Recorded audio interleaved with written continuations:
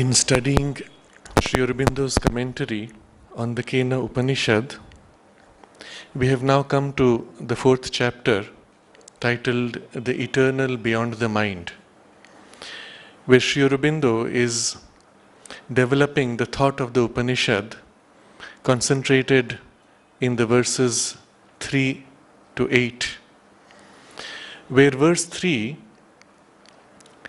began by describing the Brahman as something beyond our capacity to know. The verses 4 onwards, they begin to describe the relationship of the Brahman to this phenomenal reality in which we live. Verse 3 went thus: "There sight travels not, nor speech, nor the mind. We know it not, nor can distinguish how one should teach of it, for it is other than the known. It is there above the unknown. It is so we have heard from men of old who declared that to our understanding." And this puts the Brahman straight away far beyond our reach, beyond the capacity of mind, senses, and life. But then the verse 4 onwards, they describe this relationship. Verse 4 says, "That which is unexpressed by the mind, that which is unexpressed by the word, that by which the word is expressed, know that to be the Brahman, and not this which men follow after here. That which thinks not by the mind, that by which the mind is thought, know that to be the Brahman, and not this which men follow after here." And so it goes on with the eyes, with the hearing, and with the life breath. So Sri Aurobindo's commentary here, The Eternal Beyond the Mind, is taking us step by step through this process, first disengaging from the identification with the phenomenon of the world, that this is not it. And then when you turn to it, we see it is beyond our reach, and then we explore the relationship between that and this. So in the text we have already read, Sri Aurobindo has explained how mind and body are not our self, the ego function is not our real self, memory is not, the moral personality is not even the totality of the mutable conscious becoming is our real self.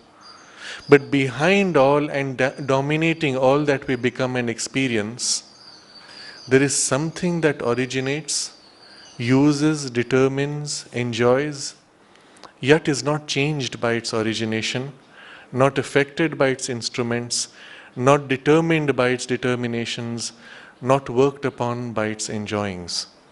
What that is, we cannot know unless we go behind the veil of our mental being, which knows only what is affected, what is determined, what is worked upon, what is changed. The mind can only be aware of that as something which we indefinably are, not as something which it definably knows.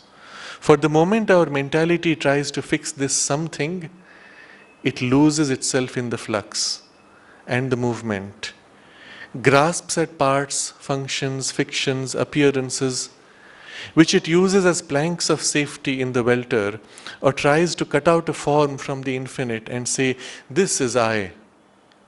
In the words of the Veda, when the mind approaches that and studies it, that vanishes. Now this we have read already, we have elaborated on, seen some examples, but the second half of this paragraph is something which deserves further attention and exploration. Because when Sri Aurobindo describes these in the line of the Kena Upanishad, the intention is for us to pass through a kind of an internal introspection, that we can begin to gain that experience and attain to that realization. So at first it is useful to see some examples from the world and then from our own subjective experience, which take us in that direction. First of all, this idea that we cannot know that unless we go behind the veil of our mental being. And the mind can only be aware of that as something which we indefinably are, not as something which it definably knows. This idea you will find in any exploration of knowledge when you begin to go deep enough. In the first pursuit of the reality of the world through the framework that we call science, you will see the scientific approach was assuming the reality can be known through the senses, assuming that the reality can be understood by the intellect. It started with these two assumptions, which is fine, which is all we have. If we start by the assumption that it is beyond the senses and beyond the intellect, then you will have nothing to begin with. But the yogic process similarly starts by certain assumptions that our intellect, our senses, our mind, our consciousness can lead us towards it, although it cannot attain it. But it can lead us close enough that at some point a transition will take place where we will transcend our senses and our mind, and we will be assisted in that. If we did not have that conviction, there would be no point even attempting. So as yoga is in its pursuit, science also began thus. And then very quickly it discovered that the world is not exactly like that. Especially with the first development of what we call quantum mechanics, we find that the deeper we go in exploring reality, the more it is beyond the grasp of the senses. When at first we study through the telescope and the microscope, we have only amplified our senses, but still we are dependent on the senses. After a point, when we begin to measure particles which are so small that even the microscope cannot see them, we have only statistical data by which we construct an idea of the particle. So you must be aware of the Large Hadron Collider, which is doing these experiments with very high voltages and energies, where they smash particles against each other, particles which cannot be seen in the first place. They smash them, and even smaller fragments, streams of energy and particles emerge.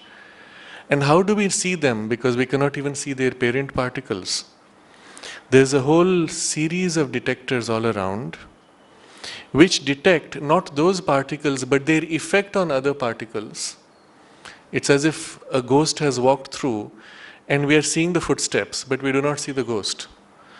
And even those footsteps, what you see, are so fickle, so unstable. It's like quicksand or the beach where the water is continuously erasing the steps. You see a trace and the trace vanishes. You see another trace and it vanishes. The only way they trace those particles is by adding up, making a huge amount of a statistical addition, that millions of such particles added together give us a sufficiently distinct sign that something happened there. What happened there is then done by kind of a speculation of theory and assumption, by which now we guess that that was the particle because it fits certain characteristics which we thought it had. If it deviates slightly, we say, well, our theory is flawed, but there's something, we must modify the theory to fit the particles. Now, in this way, the whole pursuit of reality has gone so far out of our grasp that it is no more material. It is largely a construction of our thought, at least in our understanding, and speculation. So it is an interesting statement made by one of the particle physicists in the early years, 100 years ago. He said, first we thought the universe was like a giant machine, but now it appears more and more like a giant thought, because it's gone beyond the grasp of the senses. But if you think about it, and we set aside now the way science is pursuing, and it's too laborious, too slow, but if you just think about it, if the universe is like a machine, the question can be asked, what is the machine made of? What determines its working? What repairs it when it breaks down? What designs it the way it is made? And already you have to conceive of something which is one meta level, one level transcendent of the machinery itself. What is it made of? What created it? We can say, well, it is some other more essential substance out of which this machinery is made.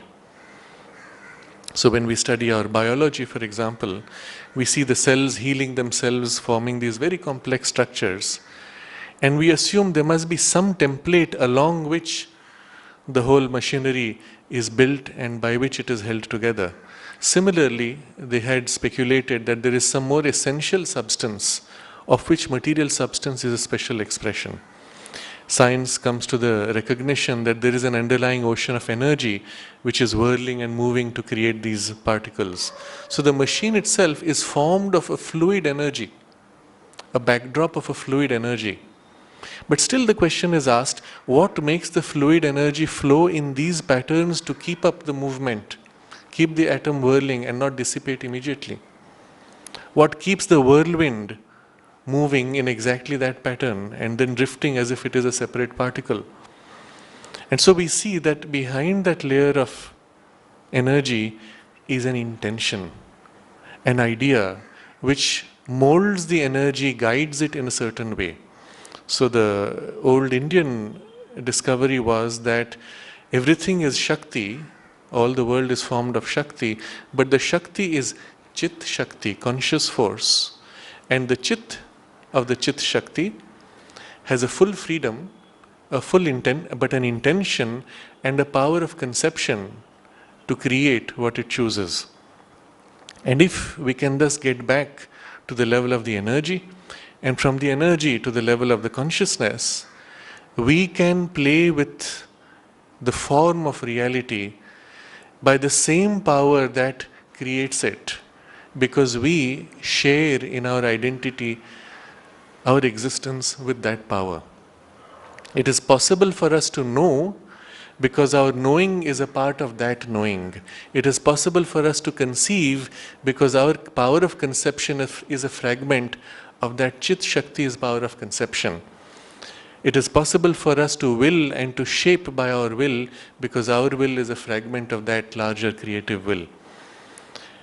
And so we come to a very interesting discovery that there are these layers, as if steps by which we can disengage from the phenomenon and come closer to the source and the creative reality, but we can do so because we are ourselves a part of it all the way through, all the way to its origin. And therefore, although we may begin with our thoughts and our senses, there will come a point where we will transcend our thoughts and senses and yet know by some greater power which is part of that creative power from which the world is formed. A similar pursuit we can take in other areas of exploration when we can ask, for example, what is it that in our thinking chooses that line of thinking? What is it that in our life energy chooses the form of the life energy and the drive and direction of the life energy? What is it that in our seeing directs the seeing itself and experiences the sight? And this is the fundamental question which the Upanishad has begun with. By whom missioned falls the mind shot to its mark? By whom yoked moves the first life breath forward on its paths? By whom impelled is this word that men speak? What God set eye and ear to their workings? And this was the theme of the whole discussion in the previous chapter. But you see how we come back to these fundamental questions in any exploration of reality. Having come to that, observing this, the nature of our world and our phenomenon, we now take the same question more subjectively. What do we experience when we thus step back? It's an interesting brief moment of disorientation that we have when we see something impossible. You go to a magic show, the person does something which appears miraculous. He waves his hands and something appears in his hands. He waves a stick and there is a fire or something floats off. And our mind at that point is surprised, and for a moment there is a kind of a reality check. Am I dreaming? Is this real? And you see this instinctive reaction points to something very profound. When faced with a shock of something impossible, unbelievable, we as if recognize that this is part of a illusory world experience, that there is behind it something else more real, and instinctively we seek the security of that deeper reality. It takes a more superficial form when we say, am I dreaming? The truth is that, yes, we are dreaming. This whole life experience that we are going through is a dream. Just as from the dream we can wake up into this reality experience, so from this reality experience we can wake up to a more profound, more permanent, more real reality, of which this is more like a dream. And so this is the instinctive direction in which our consciousness turns when something surprises us. Similarly, when in life we face a very sudden shock, we are going very smoothly, everything is wonderful, and suddenly there is a calamity. An earthquake destroys everything, or somebody, I remember in Oroville, when they had built their house, it was a hut, they had put everything they had in it. One day they came back from work and they found the whole hut burning, and everything they had been destroyed. The only thing which survived were a few books of Sri Aurobindo. But I remember them telling me that they walked in towards the hut, they stared at this, they didn't know what to do, and then they began to laugh. If you think about the instinct there, something deep within pulled back. What would have been otherwise in the normal human domain a reaction of extreme grief, loss, and so on, which would all be meaningless, something within pulled the consciousness back. They stepped back from the whole drama of life and saw the joke and began to laugh. This is what happens when we experience an intense shock and suddenly everything is thrown into uncertainty. We do not know where we will go the next moment. And then there is something which pulls back, and for a moment we lean back on a deeper reality. And this is part of our existing makeup of personality. But the approach of yoga aims precisely to go deeper in that direction without needing these external shocks.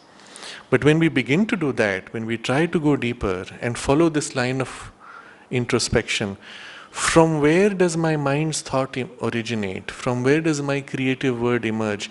What sees and senses the world experience? We become aware that there's a layer behind which we cannot quite know. And this is what he is describing. The mind can only be aware of that as something which we indefinably are. So you go deep into meditation and you have the sense of a deep reality, something, but it is formless. It is indefinable. It cannot be described. It is vague. It has no distinctiveness. Not as something which it definably knows. And why is that? Because of the nature of the mind's knowing, which is to cut out shapes, limits out of what is infinite. To cut out forms which can be tangible, which can be recognized through the senses, which can be held as an idea in separation from all else. But that underlying reality, as the deeper we go, is not in separation. It is not even separable, because all things emerge out of it, and it is therefore equally underlying all things. It therefore cannot be cut up. And so when we make that first entry, there is this indefinable sense of what we are, but because the mind cannot make a tangible sense of it, it lets go. I remember very often we have had this experience when people go into deep meditation. The first few times, if they are led to that point of experience, they come back and say, but it was so vague, I don't know if I was sleeping or whether I was awake. Because the nature of our waking mentality is that we are aware of distinct thoughts and chains of thoughts, distinct forms. But when we go deep enough and that does not happen, there is something so indistinct that there's nothing to grasp at. and you wonder whether you're awake or whether you're in a kind of a half sleep. So, for the moment our mentality tries to fix this something, it loses itself in the flux and the movement. Because everything is like a unstable backdrop. Everything is flowing into everything else. You try to catch something and it slips out of your hand. We can use analogies. If you see a whirlpool spinning, you try to catch the whirlpool with your hand, you cannot, because the water simply flows through your fingers. You see a tornado, it has a very distinct form of a funnel, but if you try to grasp at it, you cannot, because everything is moving. You see a cloud.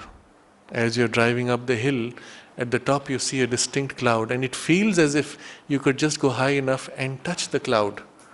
But when you reach the cloud, it is merely a haze. You cannot see its beginning, you cannot see its end. There is no distinctiveness to it. These are analogies we use because that allows us to understand the nature of that layer within. But that's the nature of the flux there also. But we can grasp at some fragment of it. I see the cloud, it is whitish here, it is like a mist. I see the funnel of the tornado, I can measure the form of it, it is spinning, it is a cone, and so on. So we grasp at something, parts, functions, fictions, appearances, and the mind needs that because that's the only thing it can hold. Appearances which it uses as planks of safety in the welter when everything is changing, flowing, or tries to cut out a form from the infinite and say, this is I. So when we go deep enough, again we are looking for what is this I sense, and we try to catch a piece. When the reality is, when we go deep enough, it is a widening, deepening, and a vastness of the self. We are as if leaning back into the vastness which is as vast as the universe and even more. And so rather than catching pieces, we should be allowing ourselves to rest in that something which appears vague. But through the gateway of that vagueness, we break out into something which is formless, spaceless, timeless. As long as we cling to the mind's way of knowing, there will be this tendency to reduce and to cut up. And so the breakthrough takes place when we let go of the mind's way of knowing, when we let go of trying to experience that in the mental kind of awareness. And just accept that there is a different awareness which is non-mental. And even where mind feels as if it is stunned. Often this is the experience when people go into this kind of depth and emerge from the meditation. You find you're unable to think for a while. And the mind feels as if it is stunned and numb. And that is good, because it allows you then to become aware differently. So the training of disengaging from the mind, or the training of being able to silence the mind at will, is extremely useful to prepare the mind to not interfere with the deeper awareness as it unfolds. Exactly the same thing happens when we make an ascent also vertically. When we try to rise above the mind, there is a kind of a blurring out of the mental awareness, a kind of a vagueness into which we seem to awake, but it is vast, it is wide, it is free, and sometimes we experience a sense of immensity, of light or peace. But immediately at that point that we try to grasp, oh, I have found peace, I am experiencing light, and the mind moves, the experience is diluted, lost, or reduced to something which you can catch. And if you come back with that little thing you've caught, you may say, oh, I experienced this and this and this. But that was only a fragment. It did not catch the wideness. So I found very often that when people make too aggressive an assault to experience that, to rise above, to go deep by a certain force of will, the mind's involvement in it tends to reduce the experience and dilute, and it takes longer to attain to that greater, freer truth than if you relax yourself and allow that to unfold, allow that to emerge, lean back into it, drift into it gently, giving yourself to it, the state of surrender, self-giving, opening oneself, inviting the higher or deeper consciousness, or losing oneself in it, and so on. These are the ways which seem to be able to get us to that more easily, although with less clear vocabulary or awareness at first. So, in the words of the Veda, when the mind approaches that and studies it, that vanishes. And this is exactly the problem Sri Aurobindo points to in the Life Divine, when he says that even when we try to understand Maya, having said that the whole world is illusion, which is a convenient way of avoiding the problem, having said that it is illusion and it is a creation of a Maya, if you study the power of Maya, again Maya escapes from you and laughs at your incapacity even to know her. So it's as if there's this passage where everything fails, the intellect fails, even if it tries to escape the problem by declaring it all illusion, it still cannot catch the power of illusion by which the illusion is created. So the next paragraph, but behind the mind is this other or Brahman consciousness, mind of our mind, sense of our sense, speech of our speech, life of our life. Arriving at that, we arrive at self. We can draw back from mind the image into Brahman, the reality. So in this phrasing, mind of our mind, sense of our sense, Sri Aurobindo uses something which is distinctive to the English language, that we use capital letters. And by using capital letters for mind of our mind, he is distinguishing that he is not speaking of the normal intellectual mind. When he says sense of our senses, it is not the normal sense, but it is something which has a character similar to the senses, a character similar to the mind, similar to the speech, similar to life, but is not these things which we know. So, when we say sense of our senses, it's because that thing has a power of seeing or knowing. But it does not see the way we see. It does not hear the way we hear. What is our seeing? It is a filtering of all the infinity of vibrations of energy, a filtering of a narrow band, which then is converted through a series of conversions.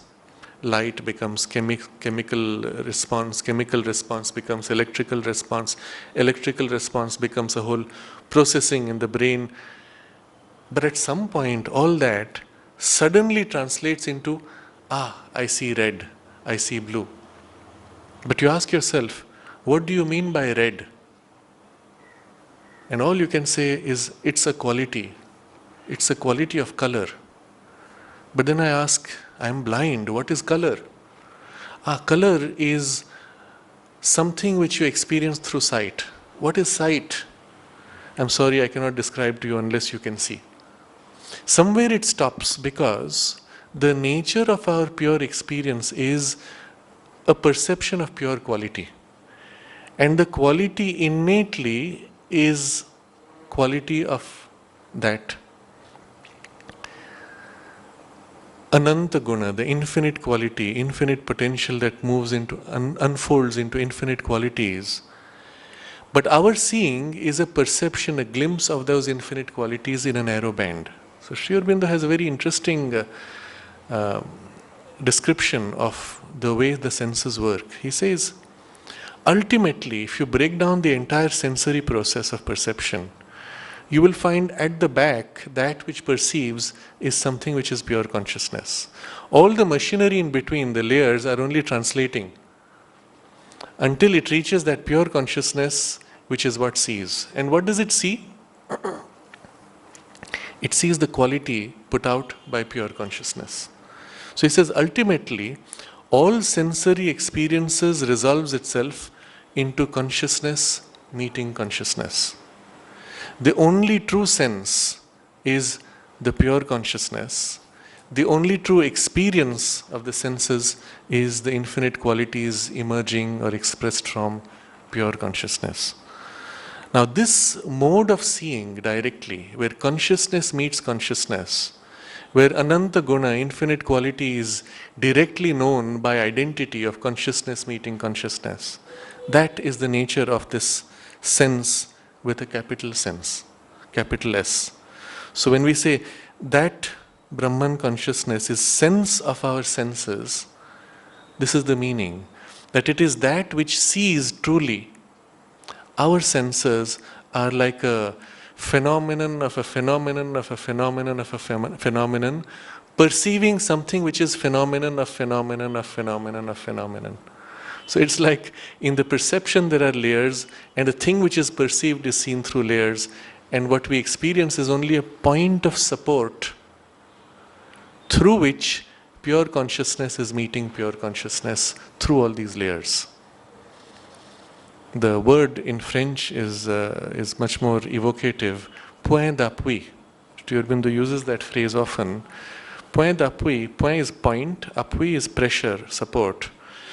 So it's like when you have to move a large object, there's a point of support for the lever, which makes possible the larger movement. So this point d'appui is a tiny point, so tiny it can be almost infinitesimal, but it allows the lever to function. It allows the whole machinery to act. And so in the experience of the human sense, the physical contact of the light reaching the retina, or the skin touching surface of metal, or the eardrum vibrating from movement of the air, these are all part of phenomenal transformations. They are used as a point of support by the true sense, capital S, which is pure consciousness, that meets the pure consciousness on the other side through this point of support. And the point of support is almost, you can say, incidental. It is an excuse. It is only a very superficial frontal focus held by almost habit of consciousness. We get free from this point of support very quickly, even in our dream state. And you can see how already in the dream state our senses are so different in their working. First of all, we notice that there's a much wider range. The colors that we see are so narrow in the range. In the dream state, you can see a wider range, including infrared, ultraviolet, and further beyond. But also within the distinctions of colors, we see infinite ranges of variations within them. Even the way we see form, we do not see merely a hard crust of a distinguishing barrier. We see many layers of softness and layers of reality around what appears to be form, and so on. We can even in the dream have experiences where we see sound and hear color or smell sensations and so on. There's this, I think the word is synesthesia, I'm not sure, where the senses intermingle and there is no more the very hard distinction of the five senses where sound is sound and sight is sight. Occasionally it can even happen in the waking consciousness that the different senses merge into each other. We already have that as an intuition when we walk into a certain color pattern of decor and we say, oh, this color, this whole room is so light, it is so refreshing. Or something else we say, oh, this is so heavy, it is so dulling. Or listening to sounds, we give them certain characters of heavy sound or light sound, or bright or dark, and so on. Because deep within, in the pure consciousness meeting pure consciousness, all senses are merely specialized facets of consciousness meeting consciousness. So, sense of our senses sees and experiences things much more differently. But from this superficial sense to that greater, truer sense, there are many layers. And the first layer we experience in dream state, or sometimes in deep meditation. But if we have an out-of-body experience, it is much more vivid, much more conscious. They say, for example, that a blind person, blind in the body, when he is in dream state or when he has an out-of-body experience, he can see very well. A deaf person similarly can hear very well. A limping person stepping out of the physical body can walk normally because the subtle body doesn't have the limp, and so on. So already in a first level of separation, disengaging from the gross body, everything widens out much more. The senses are much more free. Our sight is not bound to the location of our eyes and not bound to the wideness of the angle of the eye's sight. It sees all around. In the dream state, you notice you don't have to turn your head to look behind. You just have to intend to know, and your awareness sees already what is behind and what is in front at the same time. So the first step of freedom already frees up the senses, and this is in the subtle body. If you were to further disengage from that subtle physical or vital body in which you are, you would have a further liberation of the senses, where the mixing of the senses would be much more easy. You would experience also simultaneously many levels of reality, forms which are fluid and multiply formed. When we, for example, see a flower, we see the flower as it is. It's either a bud or it's fully open. But there's a level of consciousness, and this can happen even in the mental world, that you can see the flower from bud to its full bloom and all the stages in between simultaneously as one reality, one object. So you see the form, you see the flower, and the flower is bud and all the stages all the way to bloom, and all of these, that's the total form of the flower. You see a person, and you see the full journey of his unfolding potential, of what he can be, what he is intended to be, and so on. Of course, these things are much more natural as we go still higher or deeper in consciousness. It was in this way that the mother used to see people normally. Not all the time, but whenever it was necessary for her. But that would be for her the normal way of seeing. So she describes, for example, how in her first meeting with people, she said, she would see all that they had been in the past and all that was going to unfold in the future as their potential. And then she would bring the focus on the highest potential that could be, and focus on that and give a push to the person's consciousness in that direction. But after that, she said it was not always every time that she would do it this way. After that, she would see them as they were normally, because that was necessary for her function. But for her function also, it was necessary to see this way right at the beginning, so she knew how to deal with the person thereafter. But this was effortless. It's not like she had to concentrate, oh, let me see what he is like, what he was, what he will be. That's how it was, the normal seeing. She had to reduce that seeing, or rather bring the focus to something more superficial, so that people could deal with her more easily and she was more accessible to them. Otherwise, she was too far out of their reach. But this is the normal way in which a freed, liberated, higher consciousness would see things. So this gives us some sense of what is meant by sense, capital S, of our senses. But a similar exploration can be made of what is meant by mind of our mind. So mind, capital M, of our mind, lowercase m.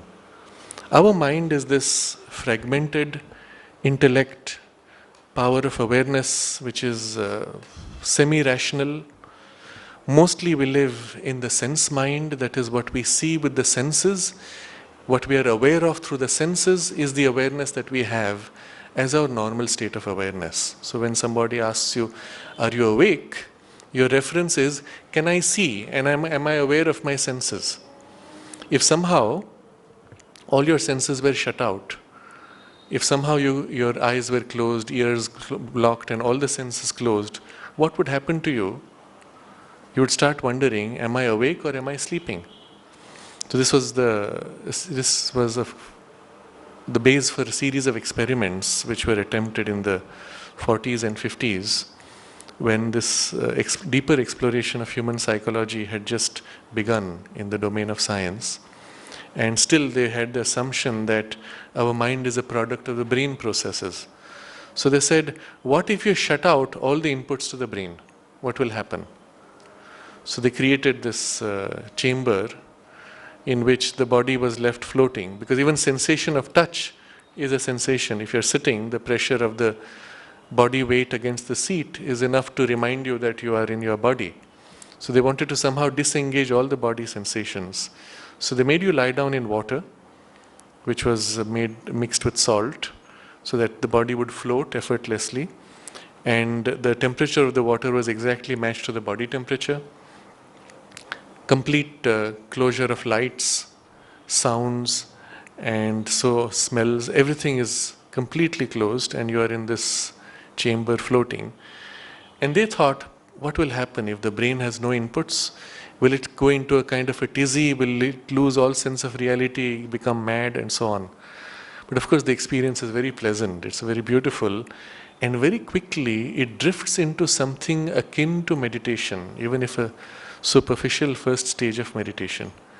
Then they discovered that when you go into deeper states of meditation, the brain has a certain natural rhythm of pulsation, and the rhythm changes. So they gave it certain names, beta, alpha, theta, and so on, describing states of consciousness. So there was a first waking state, and then there was a deeper interiorized state in which you were almost not aware of the senses, and then there was still deeper state in which all the senses were practically shut, external senses. But then you discovered that you were still aware, you still had perceptions freed from the biological senses. So observing that the brain went into certain states, they created a technology to force the brain into those states. And this is done by playing a certain kind of a sound through both ears. The combination of the two sounds creates a beat that makes the brain move in this way. Subsequently, they developed technologies by which you could modify the brain patterns by beaming soft microwaves at the brain and modulating the microwaves so that the cells respond subtly. And when all the cells are made to respond subtly, the entire brain can be forced into a certain rhythm of electrical pulsation and compel you to enter a state which would be akin to deep meditation or hypnosis. Now, in that state, in this device where all the physical senses are cut off, what happens? And they found, interestingly, the mind freed would find itself very creative, able to visualize things, create things. The subtle senses were more accessible. Some people tended to have spontaneously what would be called occult or mystical experiences, sometimes quite vivid as with the physical senses, and so on. So it was a whole technology which was developed to try to explore this domain without really understanding what was happening. And of course, for us, these things are very simple, obvious, well-known in terms of phenomena. And we attain to the same things without using these external devices, by merely turning the awareness inwards and deepening the concentration. But what happens then to the mind? Mind, thus freed from the sense mind, still is a rational mind. When it disengages from its rationality and is taught to become quiet, then we find something still deeper. There's a different kind of cognition, a different way of knowing, which is non-logical. It is not illogical, but it transcends conventional logic. And Sri Aurobindo describes these stages of transition in minute detail. But one of the first characteristics we see is that the mind sees no more in terms of pieces, comparing pieces, but it tends to see things in terms of wholes, totalities. So when you look at, or related to the earlier description of the senses, when the sense sees the full journey of the flower from bud to bloom, this kind of seeing, this kind of thinking becomes natural to this freed mind. It's able to see the whole journey, to know things in terms of their whole journey. The relationship of the flower's whole journey, to the leaves' whole journey, to the branches' whole journey, to the tree's whole journey, and everything together. Now you can immediately perceive that in this kind of a vision, there are many different things wholly seen and all held together in a kind of a complex whole. A level of complexity which the intellect would find impossible to manage. So for example, when you play a game of chess, You have to think, what if this piece moves? It'll go there. What if that moves? It'll go there. What if that moves? So you go through like a dozen different possibilities. Then you combine, you eliminate the less interesting ones, you combine the more complex ones and create more complex possibilities. At best, you can see ahead 2 steps or 3 steps. To see beyond to 4 steps already involves so many variations that the mind finds it unable to hold all these possibilities together. But the freed mind does not follow one line of journey of each piece at a time. It sees all the pieces and it experiences the flow of all the pieces and all their possibilities, and immediately something emerges distinguishing the more important flows from the less important. And there is not at all a conscious effort for the mind to journey through separately and handle the complexity the way the intellect would. This freed mind, larger mind, higher mind, has the capacity to see multiply in a single sense of a single movement rather than separate pieces, something which involves a huge complexity of many separate pieces for the conventional intellectual mind. So this Sri Aurobindo describes with a very interesting phrase. He calls it mass ideation. It's a very suggestive phrase.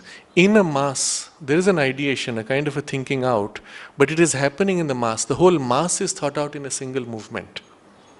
And this is natural. And so the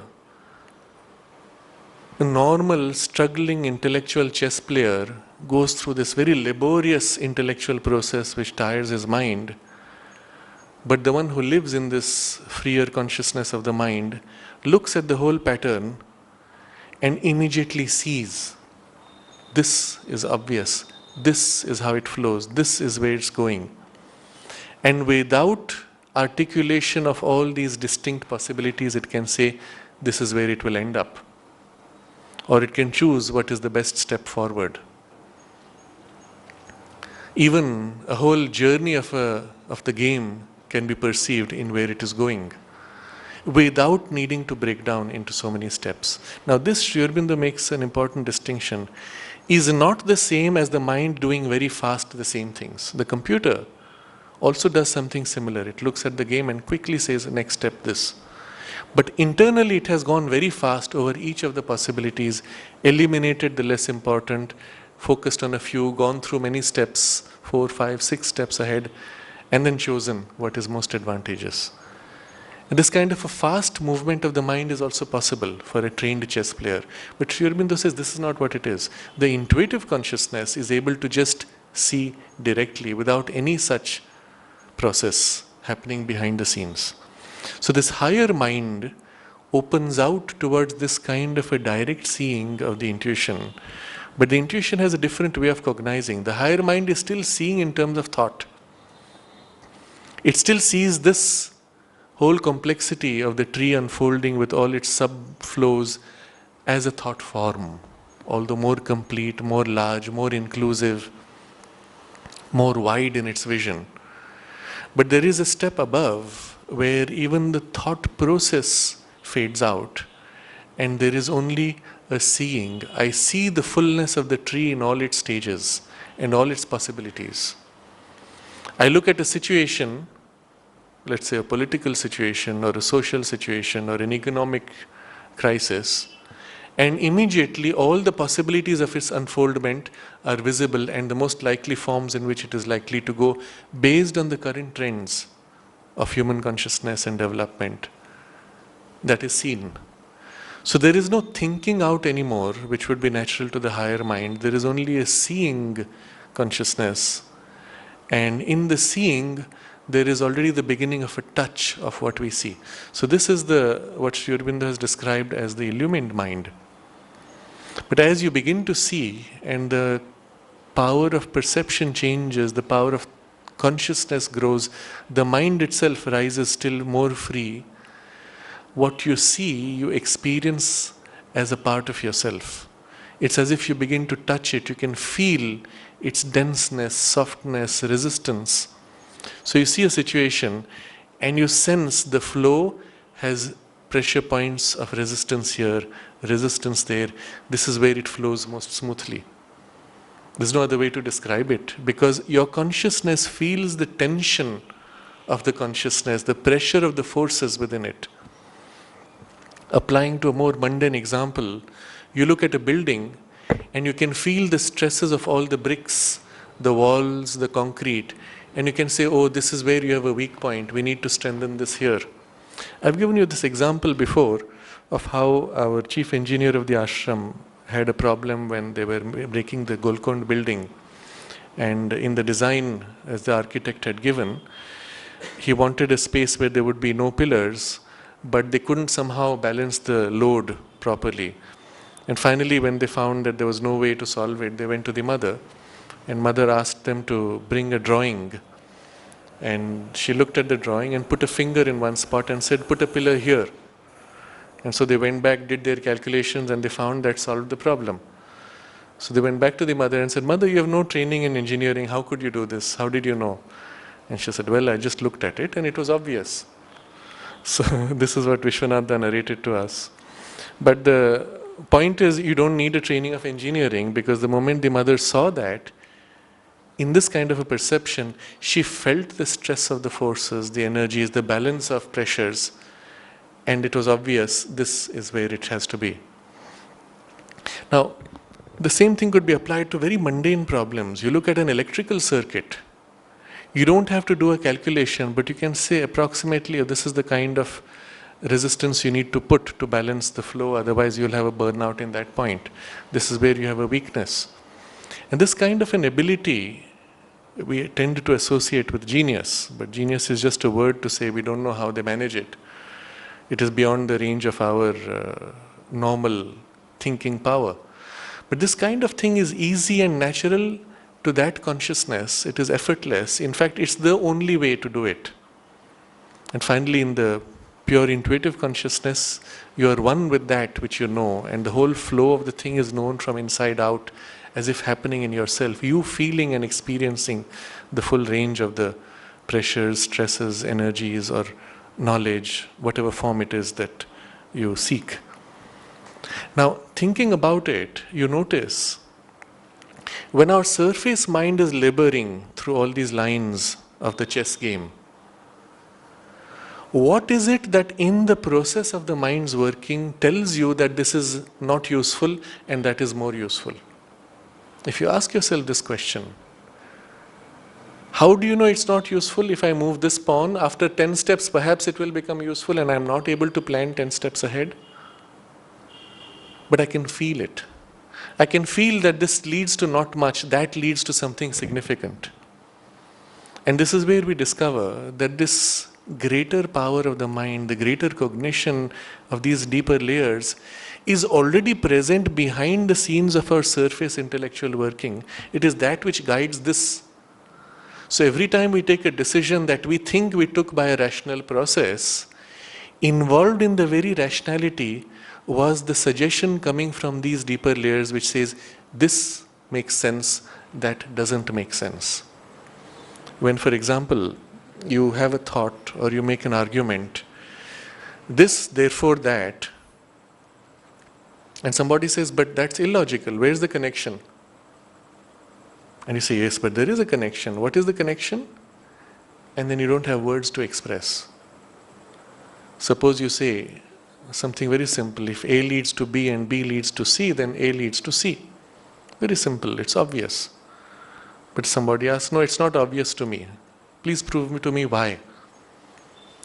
What can you do? How can you explain this? You can only repeat the same words. If A leads to B and B leads to C, then of course A leads to C. Can't you see? Can't you understand? How do you prove to somebody who does not understand that this is how it is? You'll end up saying, can't you see? Isn't it obvious? Don't you understand? But this seeing, this obviousness, this understanding is itself a perception of this deeper layer that sees, that knows, that experiences an identity of the flow of the chain of the consequences. And so involved in this superficial mind is already the deeper functioning of this mind. Except our whole focus of the surface consciousness is lost in the surface processes, not recognizing that that which guides the processes, which points out where the process is valid and where it is not, is already this deeper knowing. And so as a first step, if we train our mind to fall silent, look at the same thing, perhaps even standing back from the normal mind process. Observe the thing behind which guides the process. We have already taken a step behind to a deeper kind of understanding, to a deeper kind of cognition. We already begin to experience a first contact with what we would describe later as the higher mind, or even a sense of the intuitive consciousness working in the mind. And so again, the first training we come to make the mind quiet, stand back from the mind's processes, and in the silence wait for the knowledge to emerge. And you experience a much deeper perception emerging, but as it is emerging, in the moment where it is emerging, you discover that it knows in a very different way than the surface mind knows. If you don't wait in silence, what emerges is quickly translated into the superficial knowledge in the way the surface mind knows. But if you remain very quiet, at the point of emergence, you catch a deeper way of knowing. It knows not by thinking out, it knows by a sense of grasping, by a sense of identity underlying, by a feeling from within out. And you become familiar with it bit by bit. You still eventually articulate in the thought and enjoy the thought process, but you focus more on this and grasp this, stay in this, hold this, and deepen your awareness of mind itself. And you discover in this way a deeper and deeper layers of mind. In its essence, though, all cognition through mind is a part and fragment of the one essential mind which holds all knowledge in itself, from within out, from the experience inside it of identity of the whole, of which our mind is like a small piece, a fragment flowing in the larger consciousness of this infinite cosmic mind. So when he says, Brahman consciousness is mind of our mind, this is the deeper sense of it. Sense of our sense, this is the deeper way we have to look at it. Speech of our speech, and life of our life. One can similarly meditate on it and discover the continuity from our so-called frontal speech to the deeper vak, the pure creative expressive power. And we will see a continuity similarly. And we will discover that that vak is secretly hidden within the speech that we have now. And the same way, life of our life, capital L, is a larger cosmic life energy which forms the whole universe as one living being, of which our individual human body is a tiny fragment of that life energy, and it is that which sustains this. That doesn't need this, that lives free without it, is complete without it. It creates this as part of its play. And then you see all of these merge together behind. The mind of our mind, the sense of our sense are connected. That mind sees by that deeper sense. That deeper sense is supported by the deeper mind. That deeper speech is the natural expression of that deeper mind. Life of that level is the natural life of that mind. And so those four merge there, while these four here are already fragmented processes of our surface personality. Arriving at that, we arrive at self, capital S. We can draw back from mind the image into Brahman, the reality. So this is image of that reality. In other words, it is a kind of a reduced form, a reduced expression, a reflection, projection of that reality.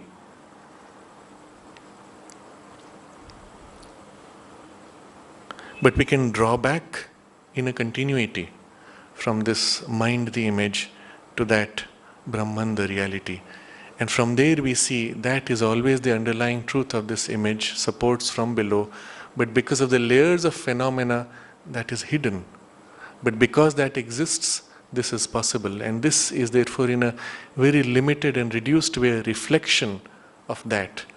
Therefore we can say image of the reality.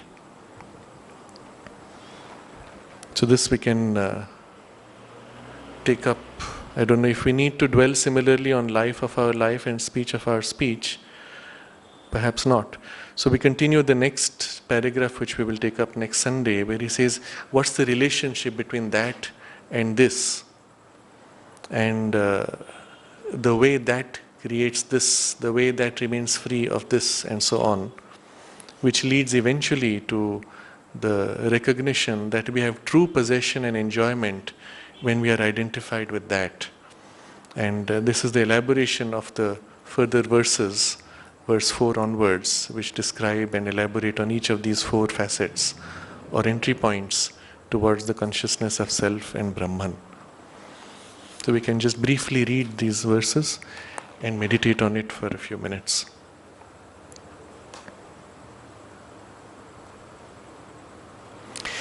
That which is unexpressed by the word, that by which the word is expressed, know that to be the Brahman, and not this which men follow after here.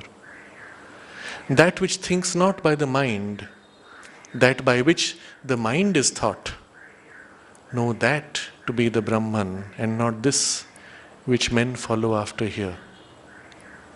That which sees not with the eye, that by which one sees the eyes seeing, know that to be the Brahman, and not this which men follow after here.